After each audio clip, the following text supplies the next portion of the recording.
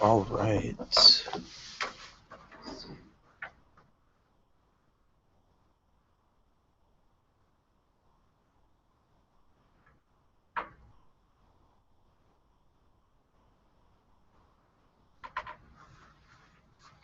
I think I have those interpretations up on the board. Surprised, not surprised by your level of compassion? Not really. Not really. Okay.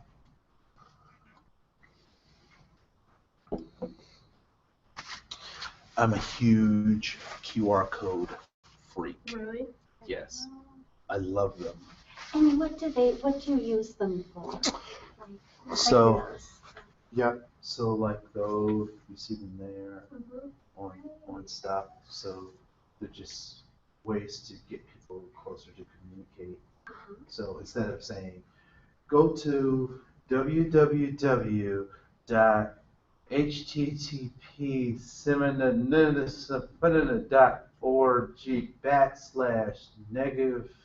www.http://-472 and just say, scan that thing and you're good to go. Cool. So It's good for coupons and stuff too. I've Yeah. seen that and I haven't really tuned in. Mm-hmm.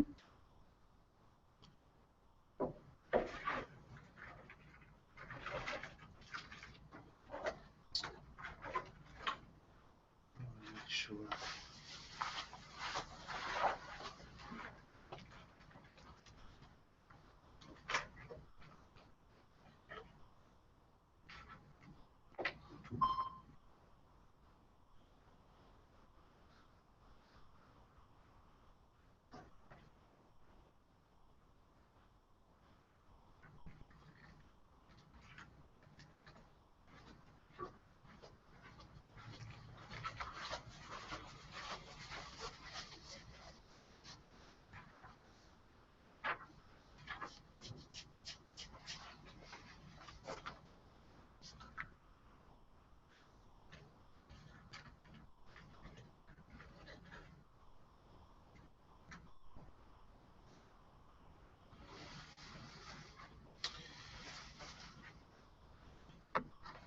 Andre, I'm good if you want to grab that back. Okay. Now that I've good. mastered touchscreen technology. Oh, so, good, you know, good. Yeah. Yeah, no, if, and to be quite honest, you said you have a tablet?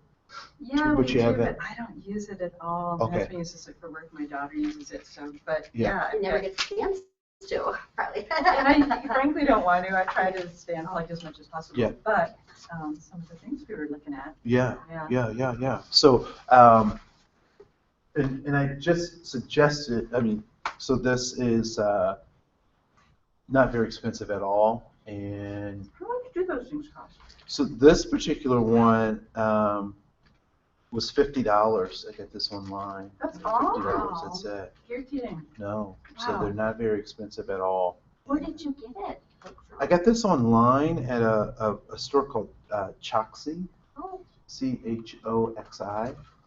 And the thing I do like about this particular model is that the screen comes off, so I can, Oh, right. and then it plugs right back in, and so the keyboard doesn't need batteries or anything because it operates off the same thing. So What is it called? What's that this is just a tablet from RCA. What is it? Yeah, so RCA tablet. So here's not to go down this path too Yeah. far technology, but I've got a friend who says she does not, pay for internet, but if she got something like that, she could go to an internet cafe or whatever, and Yeah. just, or library and just use it, right? Yep. Oh, Yeah. so let her know that. Yeah. I don't do in my home. We don't have cable or anything. We watch everything on the line on Yeah. internet. So Netflix or Hulu or Mhm. whatever channel we want to get, Yeah, do it. which for us is good for a number of reasons because we can watch the stuff that we like. We're also not inundated with things that aren't part of our lifestyle. So And if you've got kids, they don't watch commercials. right, they don't watch Probably more commercials. mindful of what you watch. A lot more mindful. Yeah. Seems to be the theme today, being mindful. So to that end, I wanted to give you one more just resource. You don't have to do this now. You can certainly take it home. It's very similar to the assessment you just took, but maybe something you even want to use with coworkers or clients. Just a paper assessment. That was my backup if I couldn't get the electronic version to work. Yeah. So there's that. And then lastly, as we start to wind down our time, I do want to spend some time asking some questions around how do we start to, so we talked about all this stuff, the difference between burnout and caring fatigue. And we've talked about, some ways to offset that or minimize the kind of resulting burnout that comes from these things that we've been talking about. So I do want to spend some time talking about how do we make a plan to do that. Before we get to that plan piece, I do want to explore with you this idea that we cannot compartmentalize ourselves. We are a whole person. And so Parker J. Palmer, I discovered him when I was doing community organizing work in St. Louis, Missouri. He had just joined a place called the Fetzer Institute. I don't know if you've heard of the Fetzer Institute. They support lots of kind of spiritual growth and development in a number of ways. So they have some things that are really kind of traditional in a Islamic Judeo-Christian kind of event, and then they have some things that are really kind of cutting edge or out there. But it's an institute that develops that stuff. They support On Being, which is Krista Titbitt's program on NPR and MPR. And so Parker J. Palmer, at one point in his life, was a Quaker, and that is only significant in that shapes kind of his worldview around being a person of peace and justice, externally as well as internally. So that's important. And this particular book is called Hidden Wholeness, and I think that's very interesting. That's an interesting title because our wholeness is never invisible, but it is just an optical illusion to many of us. We don't see our wholeness because sometimes we're too close to it that we can't see it. So just like right now, I can't see my nose. I know it's there, but it's too close to me, right? So we'll watch a part of this and then prepare our action plan for our next part of our lives. So we'll go ahead and start this.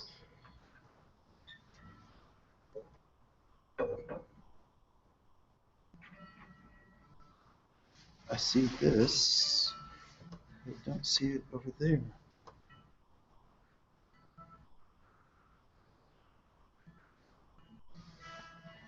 That's really interesting.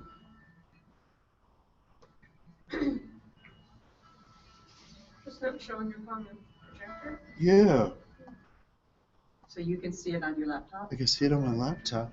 Well, if it doesn't work, we can just sit around your laptop. We're small enough. Yeah, that's true. We Frankly, could do that. She is knocked out.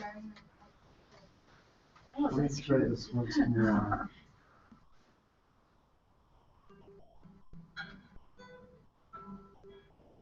No, that's not it. It seems to be.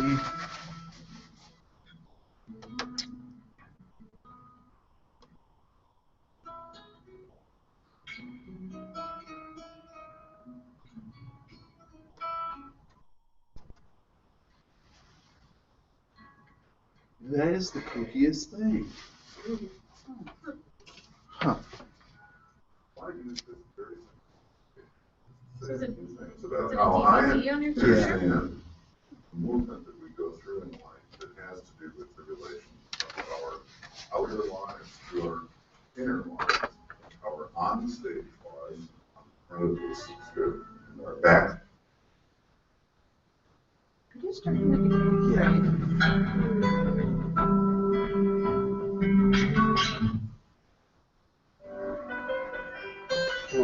How does reconnecting with the soul make a difference?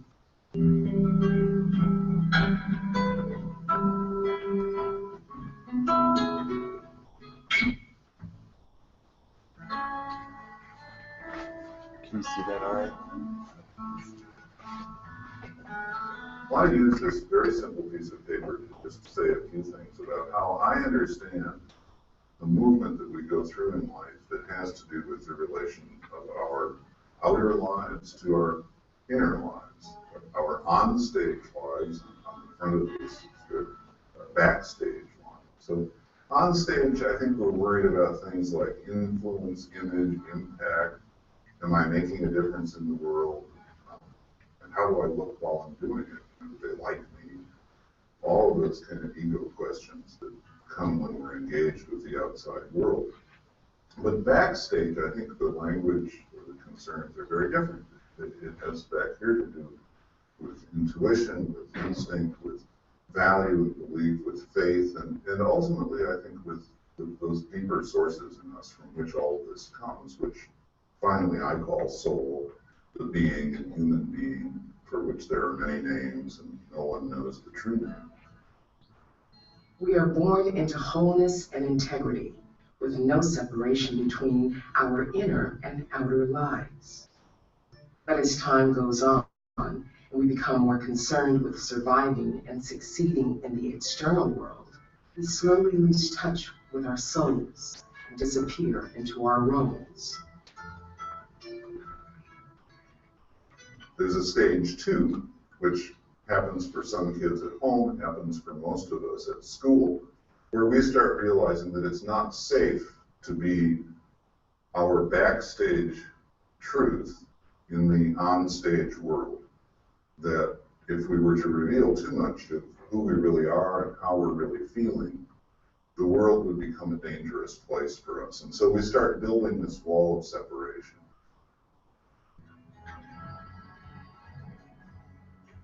But I think what happens is that life becomes painful. This disconnect between the inner and the outer becomes very painful. And so at some point, for many of us, there's a desire to bring our lives into this classic shape of the circle, which means that I want what's important to me inwardly to become the principles around which my external life revolves.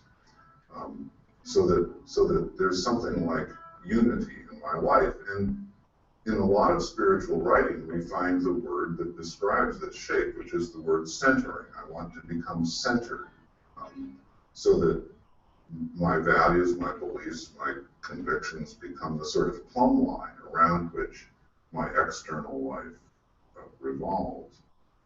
That's a great step forward. And yet, when you turn the image this way, you realize that what you're looking at, it looks kind of like getting the wagons in a circle or a gated community, a walled garden, where the tendency is to say, the only people who can come in here are the people who agree with me. I will exclude everybody who doesn't share my core beliefs and principles. And I don't think it's unfair to say that we see a lot in the world where people's spirituality is used in exactly this way. So that this becomes, despite its elegance and grace as a shape, just another kind of wall. It's a prettier wall, but it's still a wall in many cases.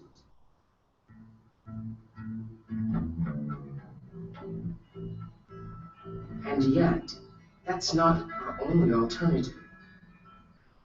We can separate the ends of that circle, flip them this way, reconnect them, and create this very interesting shape called the Mobius strip, which has the feature of being continuous and unbroken, so that you can put your finger on the outside surface, or what appears to be the outside surface, keep tracing it around, and pretty soon seamlessly find yourself on what appears to be the inside surface, keep tracing that around, and pretty soon come out on what appears to be the outside surface.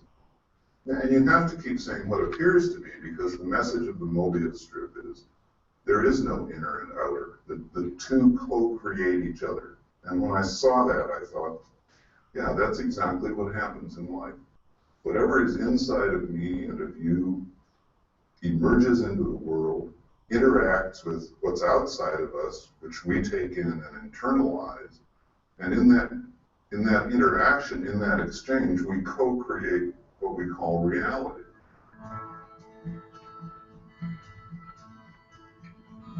It seems to me that ultimately there's just one question, for me at least, that one has to ask about this model of adult wholeness. And that is, as I travel this Mobius strip between my backstage life and my onstage life, constantly co-creating, how can I become so aware of that exchange, that co-created transaction, moment by moment, that I can increasingly make choices about it that are life-giving rather than death-dealing? To me, that's a very important question that links the inner life with the outer life. And I think the Mobius strip is the adult form of the wholeness into which we were born.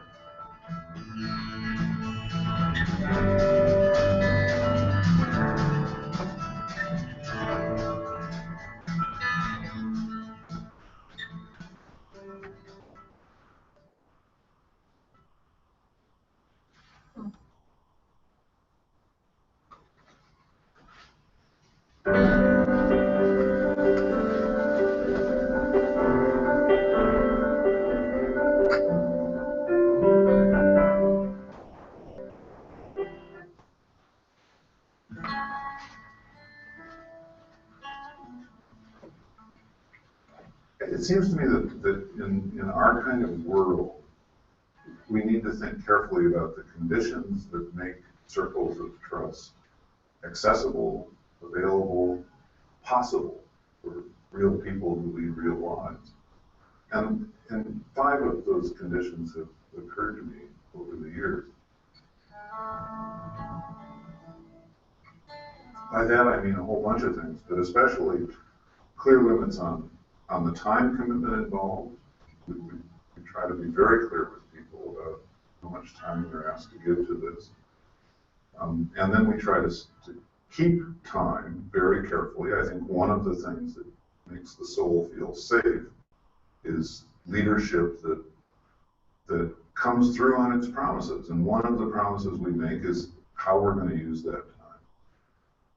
There's another piece of clarity that has to do with the intentionality of this group, why it is we're together and where it is we're trying to go together, which constantly reverts back to that touchstone of honoring the soul, of making safe space for you to listen to your inner teacher, being alone together in a community of people where you can both hear yourself and do some sorting and sifting of that inner truth in the presence of others, gaining also their encouragement. And clarity, too, about the ground rules that make all of that possible. So that there's intentionality not only about where we're going, but about how we're going to get there.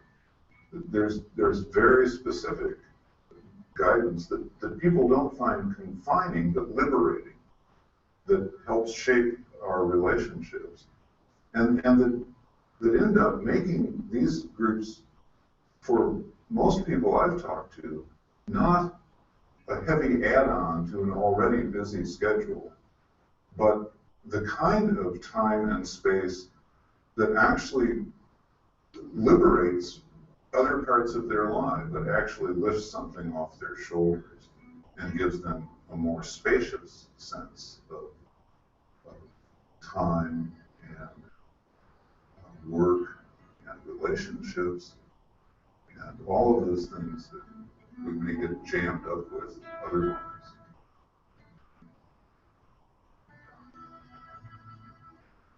This is a little tricky one to talk about because a circle of trust can consist of 2 or 3 people who know how to hold safe space for the soul, and I'm not suggesting that they need a facilitator, but they do need a lot of sensibility and a high degree of awareness and a disciplined practice about how to keep the space safe for each other. But as a circle grows larger, and typically our circles might have 25 people in them, a skilled leader is very important because everything that we're doing is countercultural. This basic norm we have, no fixing, no saving, no advising, no setting straight, that goes right upstream against everything in our culture. And a facilitator needs to hold a space in which that norm is lifted up and insisted upon. It's really one of our non-negotiables, because when we break that rule, the soul tends to go back into hiding. Because it's critical, we're very careful about who it is that we accept into facilitator preparation, and we take at least a year to prepare those people, and often more than a year because they have a mentoring relationship that gives them another year of sort of practice before, in many cases, before they strike out on their own. I think if a community is going to hold its own against the current of the mainstream culture, leadership is a very important component. And it's a kind of leadership that not only demands that I be granted authority by the group, but that also requires me to authorize each and every person in that group to come from the inside out, to live out his or her beliefs, values, commitments in words and actions. So it's a mutual gift of rejoining soul and role, of bringing who you are to what you do.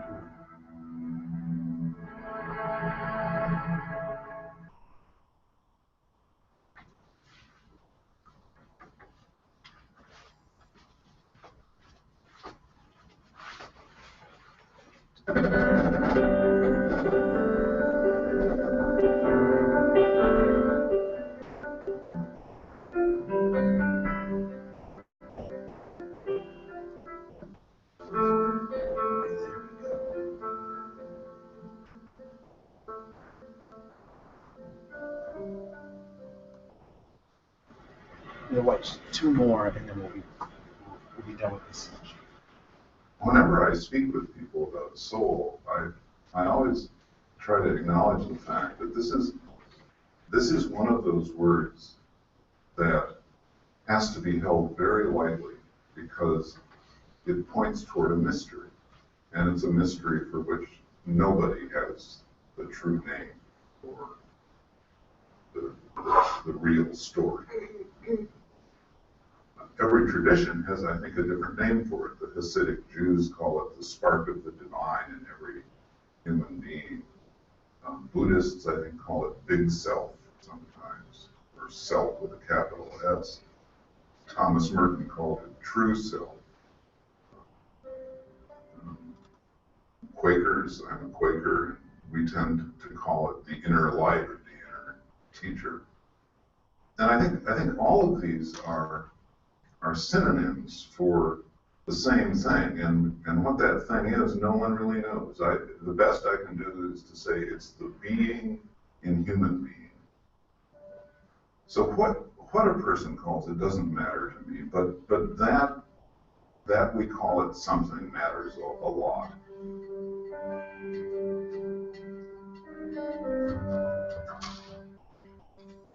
since the soul itself is a mystery that nobody has a name for, I think the closest you can come is with an image or a metaphor. And the metaphor that I landed on some time ago, I've just found enormously helpful, which is this, that the soul, as I experience it, is very much like a wild animal.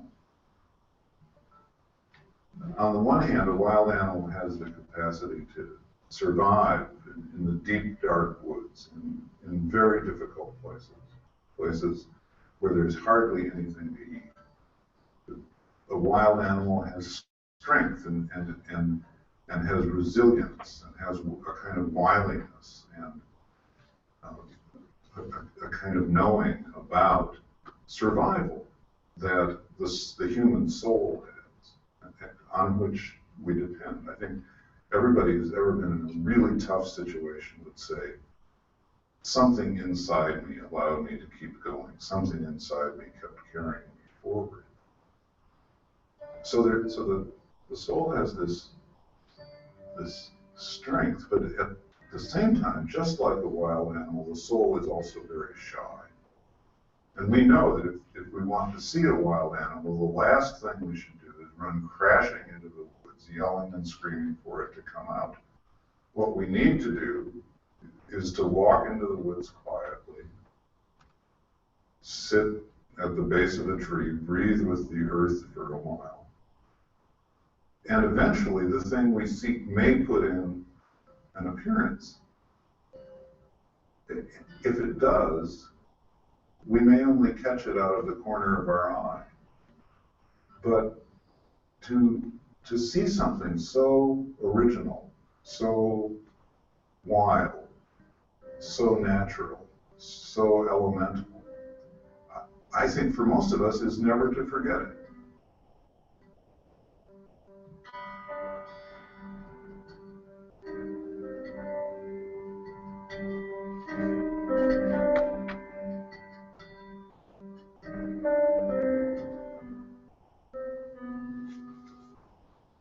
I have to get a remote.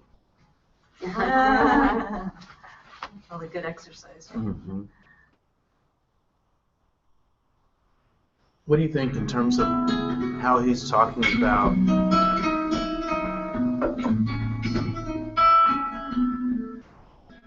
think you had a really good analogy there about the wild animal and how you have to go in quietly, like into your soul to find it. But in a meditation, that's what I was thinking. That was really nice. this is the last one. No. Yeah, no, this is a great analogy. Yeah. Every great movement for social change has been animated by people who did serious inner work to sort of constellate, consolidate, and give trajectory to the powers of the human heart, because those were the only powers they had. Everything else had been taken away from them, all external forms of power. And so only by taking the inner life seriously and learning how to access and aim the power that's in us, not only individually but collectively, could any of these great movements for change have happened. The Black liberation movement in this country, the liberation movement in South Africa to get out from under apartheid, in Eastern Europe to get out from under communism, in Latin America to get out from under raw exploitation of many sorts. And those are, of course, ongoing movements. But if you ask yourself, what makes a Rosa Parks, or what makes a Václav Havel, or what makes a Nelson Mandela, who spent 38 years in prison, what makes these people is their capacity to take the inner life seriously and to tap the sources of power that lie within us, that are as important in the transformation institutions and societies as any of the external powers that we give so much credit to. So our theory of change certainly begins with that work of individual transformation, which we don't force on people. People have to choose that. People have to enter a free and safe space to let that emerge within themselves. That's what our circle of trust is all about. But the circle of trust is also about a community of folks who both evoke that inner work from each other and then support and affirm each other, bless each other really, in carrying that inner work forward. Because every one of those people I have named, the Rosa Parkses, the Václav Havels, the Nelson Mandelas, needed not only inner work, but external community to help them hold the fruits of that work and face into the challenges of being true to the inner teacher. That's not an easy thing to do. And one needs a community of support in order to do it. So we believe, I believe, that the work we help people do inwardly has consequences in the larger world.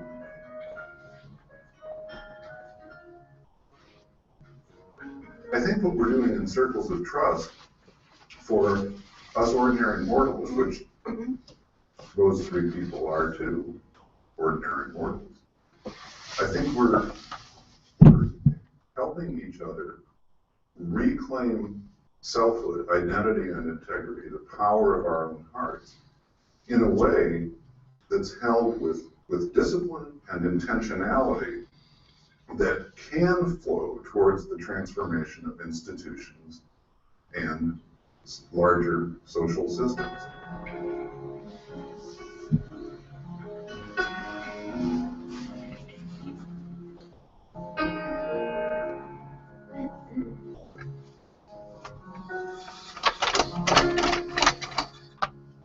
Thank you so much for indulging me with watching that on the small screen. What as we heard those segments from Parker Palmer, what things stood out for you? Obviously, the metaphor of the soul being a wild animal, right? At least for me, is pretty profound. What other things did you hear that? The inner outer self, I think that was what grabbed me the most. That was a great visual of that. And this idea, the visual that you create that as well. I forget what it was called. The Mobius strip, and that's Mobius, Mobius strip. Yeah. I think it's talking about like Nelson Mandela and those people that have had such an influence, just the amount of meditation and time that it takes to realize yourself, that it's not just, an idea that you came up with that changes the world. It just, you have to fully understand yourself and take that time to make an impact kind of on humanity or, so. Yeah. I think it's interesting when he talks about those particular individuals, and it's reflective of something that someone said to me once. So I'm doing a session, and we're, there's 500 people in the room, and we got them engaged, doing all kinds of work and whatnot. And afterwards, someone said, "Oh my goodness, you are such an out-of-the-box thinker. I would have never thought about this, that, and the other thing, and blah, blah, blah, blah." And I just smiled at him, and I laughed, and I said, well, I thank you for that, first of all. Secondly, this idea of being an out-of-the-box thinker is a novel way for me to think about what I do. Because I do what I do because they would not let me in the box. So I am an out-of-the-box thinker because they wouldn't let me in the box. So this is the only way I know how to do my stuff, right? And so in looking at those examples that he gave, those were people who were in situations that, to be quite honest, their inner work was the only way they were going to get out of those situations. You know, and you know, we have to tell the truth about Rosa Parks, right? So she did sit, and she was belligerent about giving up her seat, but she also was part of a plan.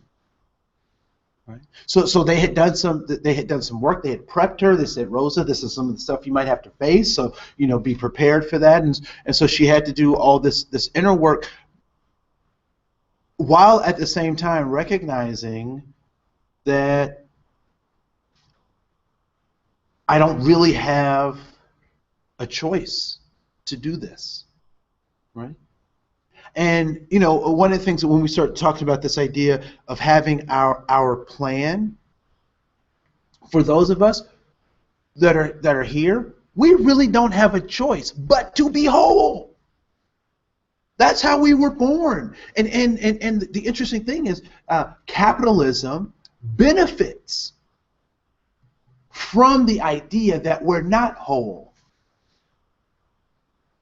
Commercials are constantly selling us that they have the answers to our wholeness, when in fact they don't. And it's funny, I have a dear friend who said this, and it really helped me rethink things. He said that things do not have value until you give it value. I said, what? I said, what do you mean? I don't understand. He said, if there is a, he used Coach Purse as an example. He said, if nobody buys a Coach Purse, what happens to it? It doesn't become valuable. It doesn't become valuable. But let's just talk about the retail, the retail thing. So, Get rid of them. I mean, something else. The value. do they do that? So if it doesn't sell, they just get rid of them. Okay, they lower the price. Okay, so first of all, it starts Purses are not right. So it starts up here. The price starts up here. If it's not selling, they reduce the price. Then what happens when they reduce the price? Usually sells, or some amount. Let's say it doesn't sell. So it was, you know, $600. They reduced the price down to, what's a good, $400. I'm willing to do that. So yeah. Yeah. So it's down to $400. Started at $600, it's down $400. Then what happens? And nobody buys it. So it doesn't get purchased. So $600, now it's $400. They lowered the price. Now what happens? They have to reduce it again. So they reduce it again. So now they're down to $225, right? And at $225, nobody buys it. Then what happens? They lower it again, right? Until it ends up in my favorite part of the store called clearance, right? So it ends up on clearance, and then somebody says, what? This is a great. This is a great deal because it was $600 and now I value it at $25. When did the thing have value? Not until someone gave it value. They said it was worth $600, but it only sold for $25. How much was it worth? $25. Why? Because that's the value somebody gave it. However, somebody else bought it earlier in the season for $600. So how much was it worth? $600. Why? Because that's the value that person gave it. So lots of things in our society don't have value until we give it to it. Until we give it value, right? You know, fancy cars, they have the value that you give it. Broke down cars, I mean the older model cars have the value that you give it. I was reading an article on Cuba, and they were talking about how Cubans keep their cars running and keep them up and that kind of stuff. And there are some cars from the 1950s that are still running in Cuba, right? Do you know why? Why do they still have cars that are running from the 1950s in Cuba? Well, they keep them up and They keep them up. They can't be importing others. They're not importing any other cars. The last time they were able to import cars was in that time period, right? And so it's important to keep them up, right? And all that. So you know, it's real funny that I've known people who've had late model cars, and those things are impeccable. I mean, they look as the. I bought a Honda, a '96 Honda from a dealership, and the dealership got it from a grandma. I love buying grandma cars. Grandma's in Florida even better. Grandmas in Florida even better, right? Because they've kept up. Sorry for the spit. They've kept those things up because they were important, and so the value that we give things, and so the value that we give ourselves. Now, and this is rhetorical, right? If you treated other people the way you treat yourself, how would they feel? Rhetorical, right? I run myself into the ground. None of my friends would take any of the things that I give me. So I got to do better to myself, right? Now, here's something when we start talking about this idea of self-care and developing a plan. What happens, and this is not rhetorical, right? So what happens if someone pushes you? What is your first instinct? push back. To push back, right? So someone externally to you physically pushes you, one of your first instincts is to push back. Now, there is something that I want to clarify around dealing with conflict, because we've been sold something that's not true, right? So in dealing with conflict, what have we learned, or what have people said about how people deal with conflict? They said that there's 3 ways in which people deal with conflict, and what are those 3 ways? Fight, flight, or freeze. You want to know what the truth is? There's only one way to deal with conflict. We all fight. Flee. Why do we fight? To get enough room to flee. Why do we freeze? To make them think we're dead long enough for us to flee. So those other 2 things are methods for getting a space to flee. Anytime we're in conflict, the first thing that we want to do and the last thing that we want to do is flee. Because even when we fight, we don't stick around after the fight. What do? We leave, right? And so that's important for us to kind of think about. Anyway, getting back to what was I talking about before I got on that? We don't remember. It was really good. Whatever. Yeah, I got to walk myself back to it. So about pushing and. Oh yeah, so this idea of pushing, right? So if other people push us, and our natural instinct is to push back, what happens when we push ourselves? What happens? We want to push ourselves back. I'm sorry, at this point in the day, I'm kind of... No. That's fine. Firing real quick. That's fine. We want to push ourselves back. What do we call that? Withdraw. Procrastination. We call it procrastination, right? So I'm going to push myself into doing something. Well, my inherent response to that is to push back. And we don't tell the truth about what that is, and we call it procrastination.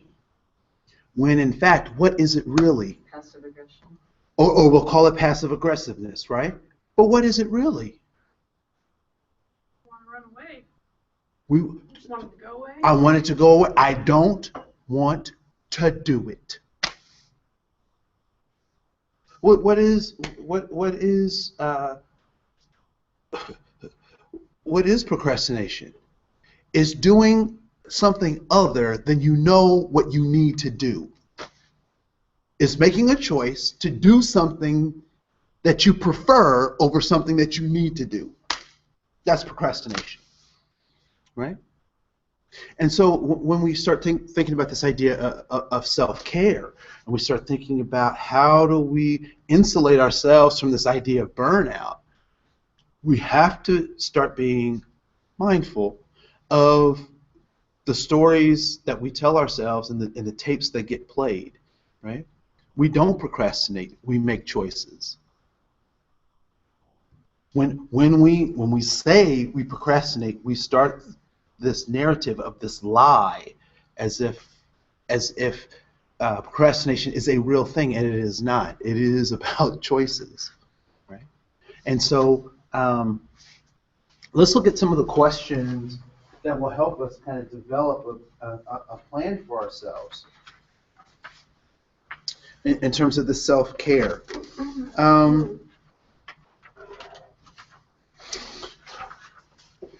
That is so weird that the video doesn't show up. Everything else shows up, but not the video. That is so weird. Oh, there's just some other resources. They're in your handout. There's actually an app for self-care. If you go to the iTunes store, you can download that dashboard and talk about quality of life, compassion, satisfaction, burnout, secondary trauma experience. So all that stuff is in an app. And where do you find that? Or like? Yep, it's at the iTunes store. Okay. And just provider resilience. Oh, got it. Okay. Thanks. Yep. So there's that. So this idea of wellness and well-briety. Are you guys familiar with well-briety? It comes out of Native American work around this idea of sobriety, and their idea is that we don't need to necessarily be sober. We need to be well. So well-balanced, well-intentioned, well-thoughtful, blah, blah, blah, blah. So wellness, because creative people need this as much or as perhaps as any other kind of workers, for all the reasons above, a high level of focus of efficacy, communication, courage are required on the job every day. Just this idea that callousness is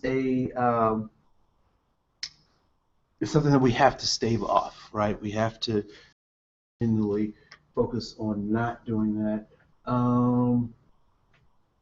Season of intent versus impact, that's a whole nother workshop. But so I did a piece on Facebook about the human soul and the undivided life and that kind of stuff. And I titled it, Who Stole the Soul? Because one of the things that's interesting is that human beings are born what species? What genus and species?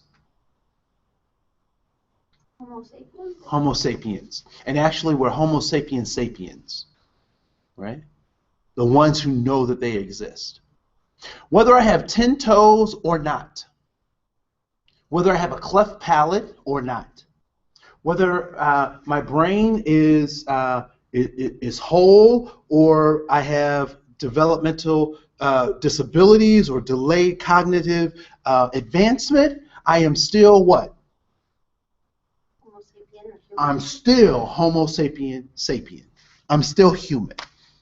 And is the mixing of human DNA, male and female, and that biological process, is there any other combination that can come out of that biological process? There's no other combination that comes out of that. right? And so when we talk about this idea of the soul, when we talk about the human soul, I believe it's the relationship between the body and the spirit, and therefore, if the body is void of the spirit, the body becomes a thing, and the spirit becomes powerless, right? And so those things are extremely important. And the free market capitalism is waiting for that dis-ease between those two, because it says, I can feel it. Buy this product, I'll make you whole. Drink this, I'll make you whole. Wear this, put your hair in this, you know. And in most cases, except for with herpes, I don't think, you know, herpes people look so happy on those commercials. You know, they're just living life, right? But in most cases, the commercials are trying to make you feel like you are less human, and it is an optical illusion. Optical illusion, an artificial barrier to human relationships.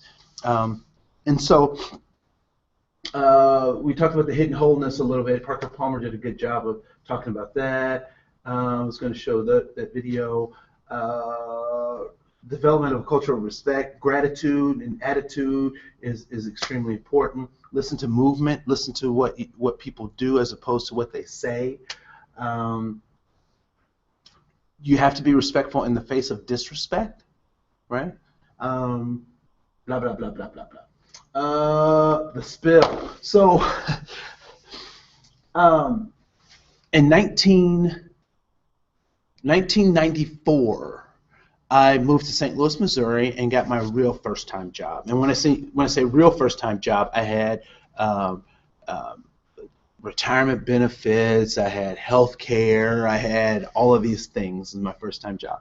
And so I moved from Dayton, Ohio to St. Louis, Missouri, and I had an 85 Honda Civic in 1994, right? And so what assumption could I make about my 84 Honda Civic, 85 Honda Civic? Still running. It's still running. But what do I know for sure is going to happen to that car at some point? Oh, it'll die. It'll probably die. It'll break down, right? So being crafty, I got an apartment that was about 2 blocks away from work.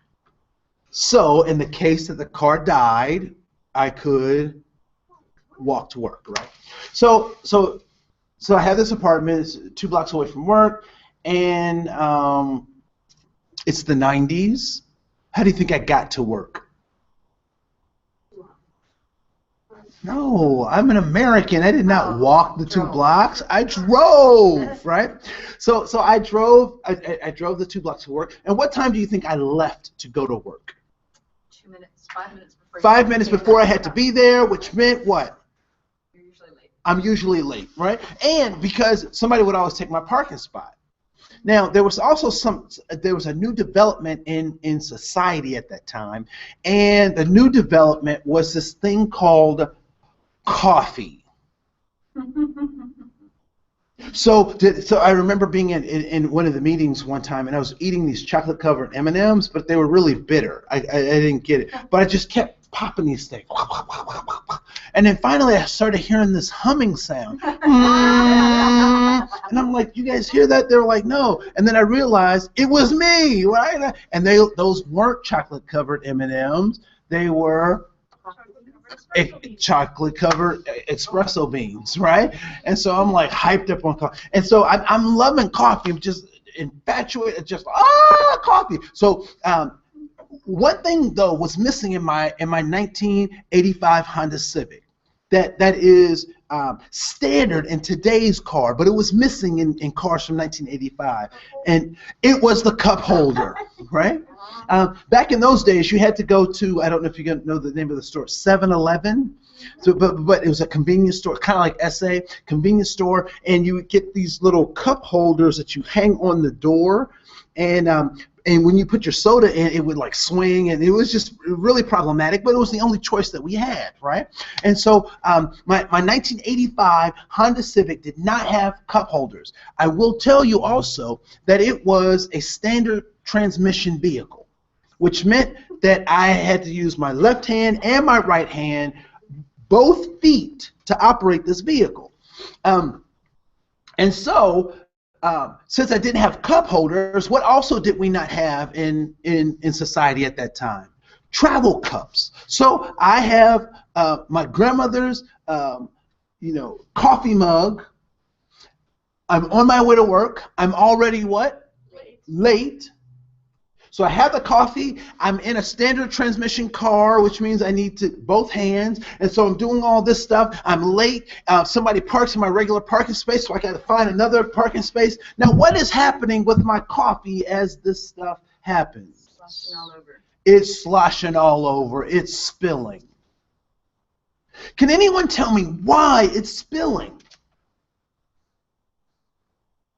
Why is this coffee spilling? Well, because you can't handle it, because you're busy and you're in a hurry. And I'm busy, I'm in a hurry, I can't handle it. What else? You're choosing to do things that you know are going to cause it to spill. I'm choosing to do things that I know is going to cause it to spill. Why else? Your cup doesn't have a top. My cup doesn't have a top. I don't have the proper resources, right? Now, I want to tell you that this kept happening until I had the realization that I'm going to help you with right now. Because all of your answers were wonderful answers, but they did not help me solve the problem until I realized what the real problem was. You're addicted to coffee. I was addicted to coffee, right? So herein lies the real problem. You started eating espresso beans without knowing your espresso beans. I started eating espresso beans. None of it was your fault. Right? None of it was my fault. I take full responsibility for it. So here's the answer. Why did my coffee spill? Because that's what was in the cup. Had I had orange juice in the cup, what would have spilled? If I had had water in the cup, what would have spilled? What's important? What you put in the cup. Now, what does that have to do with us building our plans? What did I say earlier about the hole?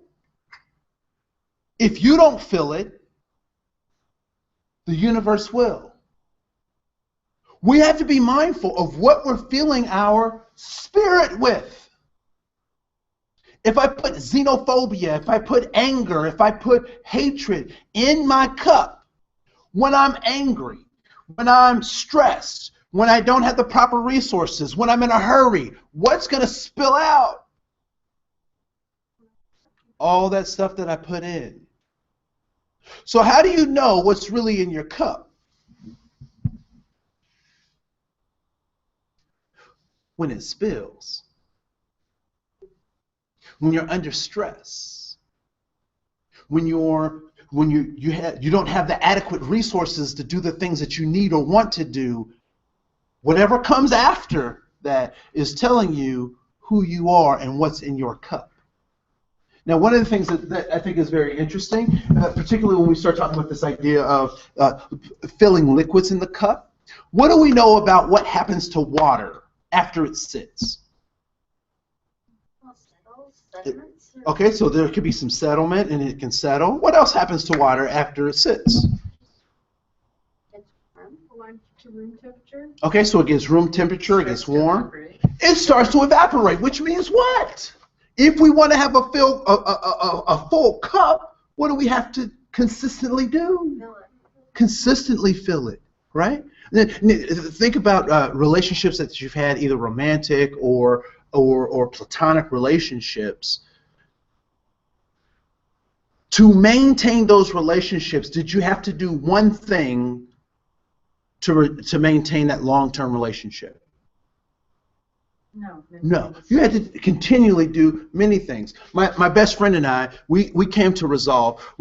There was a point in our relationship. He's in Seattle. I'm here. There were times when I was in St. Louis and he was in Ohio. You know, we've kind of been in different places for a number of times. But we had a resolve that we were tired of talking about our high school past. we said we have to make new stories. And so when you think about those relationships with other people, you have to start making new stories. You got to keep these relationships. And guess what? The relationships that you have with other people are not more important than the relationships that you have with yourself. You got to get new stories for yourself. You got to build on yourself. So there's some questions that will help us kind of drive this idea of self-care. One thing I do want you to think about in terms of self-care, that there's preventative long-term care and there's preventative short-term care, right? There's reactionary long-term care and reactionary short-term care. So what might be preventative long-term care? Getting yourself into committing to some sort of a practice that becomes part of your life. It's integrated in something you do out of habit. Yep. So I'm going to date myself a little bit, right? So there was this movie that was out in the 80s called The Karate Kid. Did anyone see that movie? Mm-hmm. Have you seen the more recent version of The Karate Kid with Will Smith's son? Actually, it's a really good movie. Yeah, you got to see. It's a really good movie, right? So one of the things in The Karate Kid that Mr. Miyagi is the mentor, right? And he starts the kid off. He says, "I'm going to teach you karate." And he says, "To teach you karate, I want you to polish my car." What? So he tells the boy, he gives him the polish and stuff, and says, wax on, wax off, wax on, wax off. The boy didn't understand why he was having him do that, and actually got frustrated at some point. And what was Mr. Miyagi teaching him? Through waxing on? Discipline. And those were the movements that he Those are the movements, right? So before something becomes habitual, it must become, and this sounds weird, it must become routine. Because good routines lead to good habits. Before we went to bed, what did our parents have us do? Brush our teeth, wash behind our ears, and drink cod liver oil. Ooh, sorry to hear that. Yeah, no, it's all good. Because now that I'm grown, I brush my teeth, I wash behind my ears, and I do not drink cod liver oil. Okay, right? So those are some of those preventative long-term strategies, starting routines that will lead to good habits. Right? Preventative short-term pieces. That's triage stuff, right? Cindy, I just need to talk to you, girl. Can we get together on Friday? Yes. Yep. No, I don't need you to problem solve them. I just need for you to listen. Okay, thank you. Right? Now, preventative short-term stuff, right? So I'm doing that stuff. Reactionary stuff.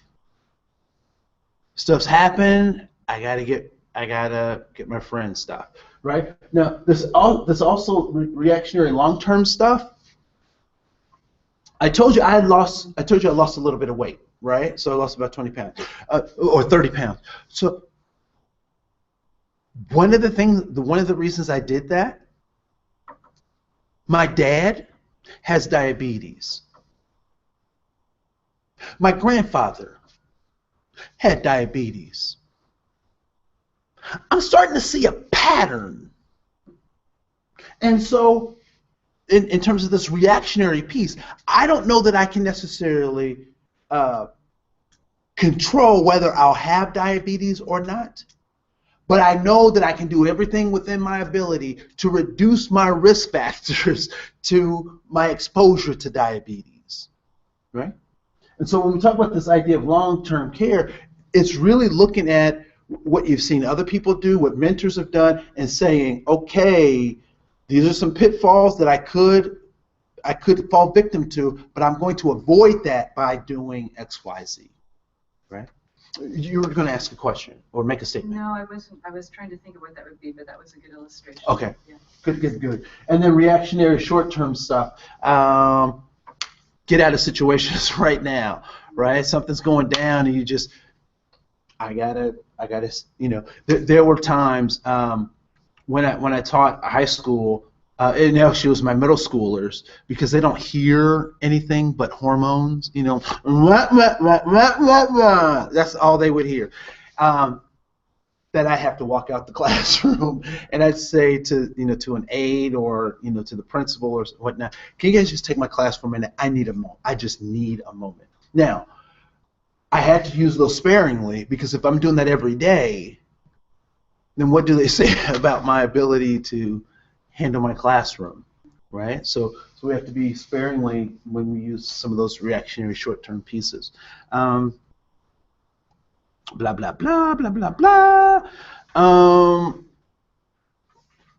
So self-care plan part 2. So part 1 was looking at long-term, short-term, that kind of stuff. Self-care plan part 2 is, what is your motive for doing what you do in terms of being a therapist, being a counselor? Why do you do it, right? Why does that become an important thing to think about when we start talking about this idea of self-care? Well, one thing is that's going to help you separate out maybe your more altruistic motives versus your ego. So you're just acknowledging both, gentle on both. Mm-hmm. Is one aspect. Yeah. It helps to give you your goal. It helps you to clarify what your goal is, right? And it helps you clarify expectations of actually being able to reach that goal, right? So, I'm working with a group right now whose mission is to impact 100% of youth in Minnesota in a positive way. Oh my goodness, that's huge! 100% of the youth. I'm like, I wouldn't have picked that as a, because that's huge.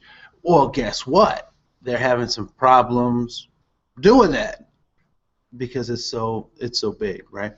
So what is the difference between what you do and who you are, right? Why does that become an important question in self-care, creating a plan for self-care? Because there's more to who you are than what you do. They are not synonymous, right? Go ahead. Essentially the same, yeah. Essentially the same thing. Yeah, they're not synonymous. Oh, sorry, I messed up. What you do makes you what makes you feel helpless about your work? One of the things that the woman we were talking about, and even Tom talked about it a little bit, right? So the executive has less stress than his executive assistant. And why is that? It's control. Because not only he has power and control to manipulate and make decisions, whereas executive assistant is expected to do those things without having those proper tools.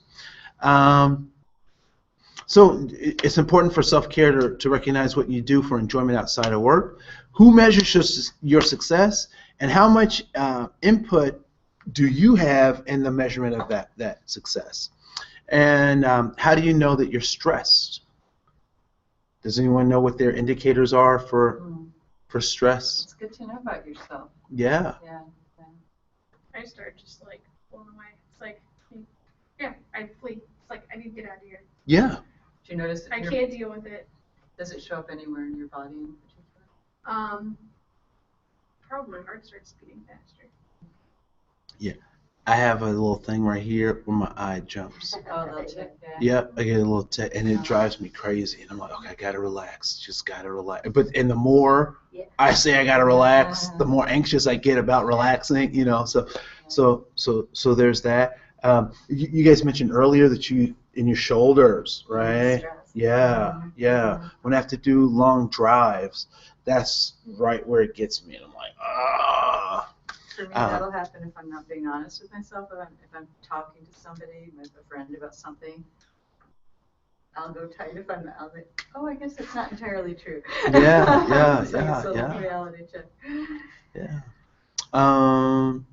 What three things do you do or can you do to make sure that your cup is full or half full as opposed to being half empty? What kinds of things do you do currently, or would you like to start doing to fill your cup? I like to go get massages. Any place you suggest? Aveda. Aveda, okay. Oh, is that because it's students? It's less expensive? You can see what's on my mind nowadays. It's more expensive. She said it's Why more it's good. expensive. This is why it's I will good. pay $100 for a massage. Ah, Yeah. okay. Other things. So get massages. And I'll take walks. That really helps me take a nice walk. Okay. Really, and then I process, I think about stuff, Mm-hmm. because you're not supposed to ruminate or really think about, especially tough things. You know, like at home or laying down or before you go to bed. It's not good for you, but it's really, they show tests. There's something they've done tests on how good it is when you're thinking about stuff. It actually is much better for problem solving. Okay. But, or playing with my dog, playing Scrabble. I started that just for, to keep my mind active and stuff. But I find it's really a stress reliever too. Yeah. Like if I'm anxious, I'll just go, okay, enough paperwork for right now. It's kind of getting to me. I'll just, go play for 15 minutes or something. I love what Tom said about play, right? Just do something that has nothing to do with anything else that you're doing because you enjoy doing that. And don't feel guilty about it. And don't feel guilty about it, right? So, I'm going to go home and tickle my little 8-month-old because I get a kick out of that. Even I'm sure at some point she's going to hate it, but I'm loving it right now. She's 8 months. I thought she was 18 months. She's 18 months. Oh, Yep. okay. 18 months old. How do you like being dad? Love it. Isn't that? It's a great job. Mhm. It's the scariest thing that they let me out without a certificate, without anything, And it's really interesting with all of this idea of self-care that, it's even changed how I've thought about how I want my family to be and how I want to participate in my family. And so it's been amazing. And you'll Amazing. role model to your daughter good habits and stuff like that as she gets older. Yeah. Right? Yeah. We do that. That's And- the biggest way we teach our kids is role modeling. Yeah, and to remember that everything I do, she sees and hears. My wife asked her to do something or was telling her to do something, and she goes, and my wife and I looking at each other, we're like, where did she get that from? And I'm like, because I don't say that. Do you say that? And she was like, no, I don't say that. No. And then my wife asked me something, and I said, oh my goodness, right? And all sorts of stuff. So, so hopefully the workshop has given you some things to think about, some tools to be helpful. And if there's any other questions or comments or assistance you need, please let me know. There are some references that I've added. A number of the resources that I gathered, I got off the internet, and so I put those all in the resource category, so you can have access to what I have access to. If there's ever anything that you need from us, you have my contact information and how we can get in contact with you. And so I want to say thank you so much for joining us today and being a part of our session. So think about those action plans for yourself and how do you develop those. And I would say, you don't necessarily have to write them down. Obviously, that's a good thing to do, journaling around those things. But more importantly, be mindful of those things and think about them and try to process your thoughts and feelings in association with those things. So, yeah. So thank you so much. Well, thank you. You are so very welcome. For coming to the rescue, because Yeah. you don't normally do this class, or are you one of them that normally does it? I don't normally do this class. It was so nice that you did it. Yeah, no, it's. So you designed this one then? I did. Put it together? Yeah. So there was another instructor, and something happened, and so they couldn't fulfill their piece. So Person burnt out.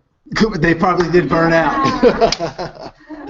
So right now I'm going to print your. I forgot what time they close upstairs, but I'll print out your certificates and get those to you right now, so you can take those with. Aren't those over there? Yeah, I was. Or you wanted to do it formally or something? Yeah, no, there was. I think there's a typo in one of those, so I'm going to make sure that you get one without a typo.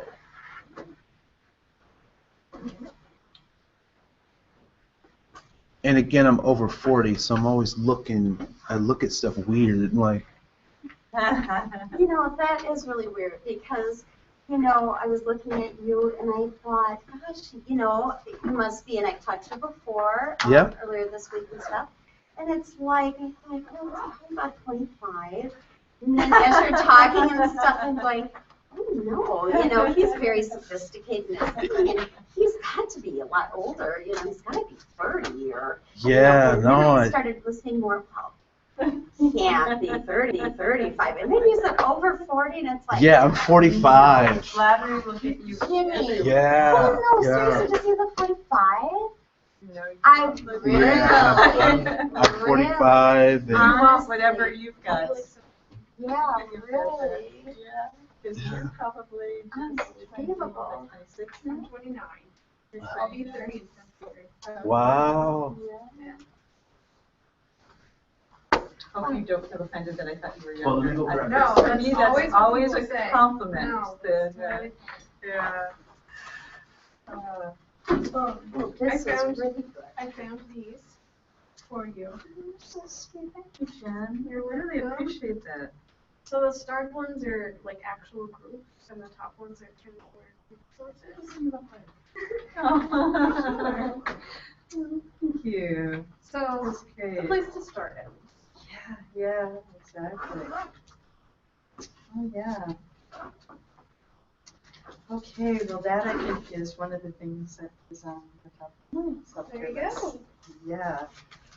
Is that like the support groups for your Interesting. daughter, kind of? More autism, for me. but- Yeah. Yeah, right. For me as a parent, just leads her. I hadn't even thought about Pacer, but right. Yeah. Yeah. Yeah, just to My niece has a son that's autistic, and he is the most beautiful soul. I mean, he's such a sweet, sweet spirit. He'll just get up on, he'll climb on your lap, and it's like, like the other kids, it's like, yeah, and they're, and he's so affectionate and just. Yeah. But yes, but he's 8 years old, and so he's been, he's on the high end spectrum. But your daughter, like, who was it? That famous, oh boy. Temple Grandin? No, it's an actor who has a daughter. Well, this was a few years ago. He was Jenny McCarthy. no. It's a male, and his brother's up in Canada, and they're two actors. Quaid, Dennis Quaid. Oh, all right. He has a daughter. Well, she was 15, so now I imagine she's maybe 18 or something. But he was on a talk show a few years back, saying how, with all her schooling and stuff, that he says today you never think that she had autism and stuff. Sometimes I don't really think it's service. Right. We had a 2-year-old that started like intensive services versus like a 5-year-old who's never had services before, Mm-hmm. and those patterns are kind of already ingrained. And it's amazing to see the growth in kiddos that start Mm-hmm. really young, which is unfortunate that they're diagnosed with kind of the catch-22. Mm-hmm. Boy, I bet, was it kind of heartbreaking? I know for my niece, Mm-hmm. and she felt, oh, it's all my fault, and all the guilt, and I didn't have guilt because I knew it wasn't. I'd say what I do wonder is sometimes should I have done more? Like even when you say what you said, like for a very high functioning, you know, she was in therapies and no one was recommending. Has she formally been diagnosed, or is it just kind of the, I She think that? never received it, you know, Yeah, but yeah. she was evaluated 2 Mhm. times, full evaluation. She never quite made it. My husband has a lot of what was, you know, called Asperger's now, high functioning autism, in his family. So his first daughter, my stepdaughter, who's now 25, doesn't really have any. The only thing that she does that kind of throws me sometimes is instead of, she'll talk about, she'll say, when she's talking to her father, she'll say, yeah, my mom says she's going to come pick me up, and I think that's a strange sort of disconnect there. It's not my mom, it would be mom, because, you know, that's, and then my daughter does the same thing sometimes.